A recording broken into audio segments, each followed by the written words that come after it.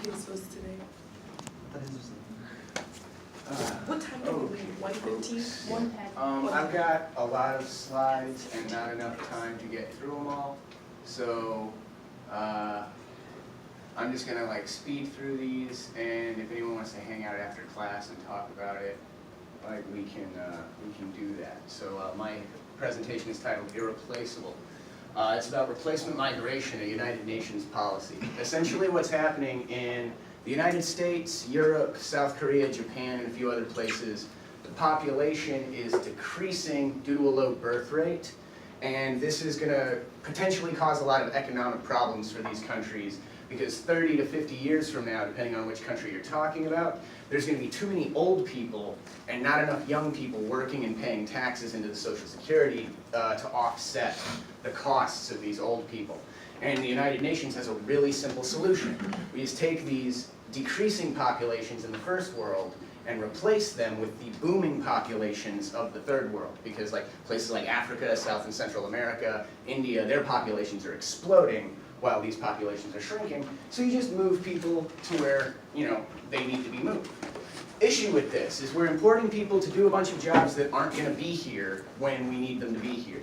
Like 30 to 50 years from now, like 20 years from now, we're going to lose 30 million jobs to automation and artificial intelligence programs. And people are thinking like, oh, self-driving cars are going to take all the trucking jobs. It's not that simple. Artificial intelligence programs are going to take away all the entry-level white-collar jobs. All of your low-level accounting jobs, stuff like that, gone. Gone. Not going to be here. So what's the point in bringing people to do jobs that won't be here? The fact that those jobs won't be here makes this problem. The fact that these jobs won't be here makes this problem a lot worse. 63% of non-citizen residents are already on welfare compared to 35% of citizens. Both of those numbers are going to go up dramatically because all of these jobs are going to vanish.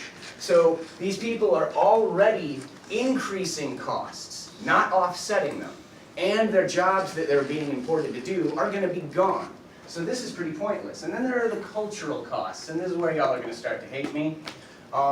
Diversity is our strength is a bare-faced lie. And you should know this, because the data was in August 5th, 2007 is when this New York Times article was written. Robert Putnam was a sociologist who did the single largest sociological study ever conducted in American history. And he found the greater the diversity in a community, the fewer people vote and the less they volunteer, the less they give to charity and work on community projects. In the most diverse communities, neighbors trust one another about half as much as they do in the most homogeneous settings. The study, the largest ever on civic engagement in America, found that virtually all measures of civic health are lower in more diverse settings. So we're importing them to do jobs that won't be here. They're increasing the costs they're supposed to offset, and having them here at all damages virtually all measures of civic health. This policy is on its face stupid. And what I'm interested in is why no one is asking the question, what can we do to increase the birth rates? And it's simple. They don't want to increase the birth rates. The mask slips. The mask slips. Want to fight climate change? Have fewer kids. Oh, refugee influx to help halt the decline in Germany's population. What? Here it is again. Would you give up having kids to save the planet?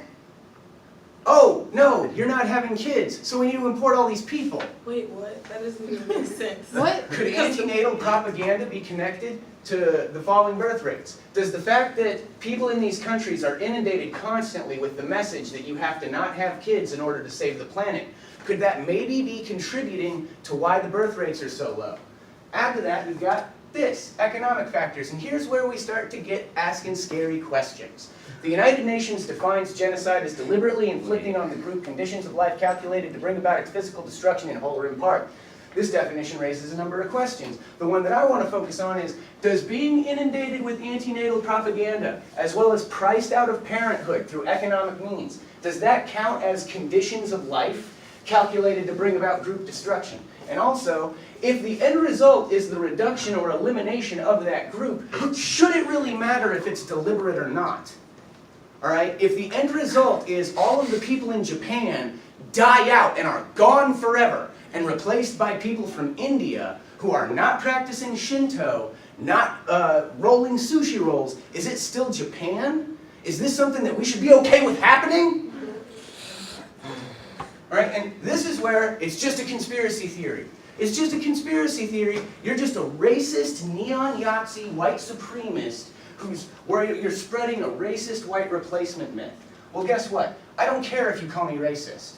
I don't care these mean names that you call me, these ad hominem attacks. They're non-points that mean nothing. You're just trying to attack the character of the person making the argument rather than the argument itself. And this is the core question. What is a nation? What does it mean to be a nation? Is it the Constitution? Is it an economic zone on a map? Is it a stamp on your passport? All right, is that what it means to be Japanese? Or Korean? Or British? Or American? Is it just some lines in the dirt? Or is it a cultural, linguistic, ethnic heritage passed down from father to son and from mother to daughter for generations and generations and generations? If you replace the Japanese with Indians, you don't have Japan, you have India. If you replace the British with Pakistanis, you don't have Britain, you have Pakistan. Go to California right now, stand in San Francisco, look around, and then pull out your phone, get on YouTube, and look at what it used to look like 30 years ago. It's not the same place. Oops. What can we do? All right, now this is what we can do as a society. Institute tax incentives to offset the cost of childcare. We kind of already have this, but it needs to be beefed up a lot. Retool the existing welfare budget to essentially pay married women to have kids. Repatriate all existing non-citizens, retooling the existing foreign aid budget and the percentage of welfare we're already spending on them to do so. I looked that up and it varies depending on who's telling you what, but it's like maybe 26% of the welfare budget goes to foreigners. And so if we take that existing money and just cut them checks to send them back to their homes, I think that could not only do good for America, but I think that could do good for the world, and I don't really have time to explain why right now. We can get to that after class. Also, repeal the 1965 Hart-Celler Act and repeal birthright citizenship, which we talked about earlier. Thank you. What can you do personally, like as an individual? Study immigration policy and demographics.